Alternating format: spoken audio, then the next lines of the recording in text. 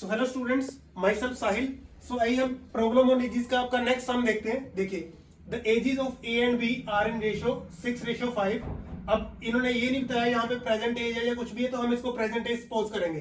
The ages of A and B are in ratio 6:5 and the sum of their ages is 44 years. What will be the ratio of their ages after 8 years. तो after मतलब present age के बाद 8 साल में उनकी ratio हमें find करनी है। सो इसको हम कैसे करेंगे, देखिए आप सपोज कर लो ए की एज है जो वो 6x है और बी की एज आप मान लो 5x है।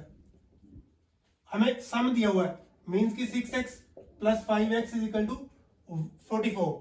सम 44 दिया है, ये आपका क्या बन जाएगा 11x is equal to 44। x आपका 4 आ जाएगा। जब आपके पास x आ गया तो आप a की एज निकाल सकते हो। इस x से मल्टीप्लाई कर दो तो आपका 24 आ जाएगी a की एज और b की आ जाएगी 5 इंटू 4 20 ईयर्स। पूछ क्या रहे हैं आपको, what will be the ratio of their ages after 8 years. 8 साल के बाद कह रहा है, ये प्रेजेंट एज हमारे पास आ चुकी है, कह रहा है 8 साल के बाद इनकी एज की रेशियो क्या होगी। तो 8 साल के बाद a की एज क्या हो जाएगी 24 इंटू 8 कर लो, आपका 32 हो जाएगा और b की एज 8 साल के बाद क्या हो जाएगी 28। तो ये रेशियो हमें फाइंड करनी थी। हम इसको आप 4 8 और 4 7 सो 8:7 हमारा आंसर होना चाहिए।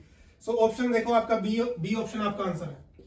सो इसी तरीके से आप भी ये ट्रिक लगा के इस सम को, इस तरीके के सम को सोल्व कर सकते हैं। So thank you students.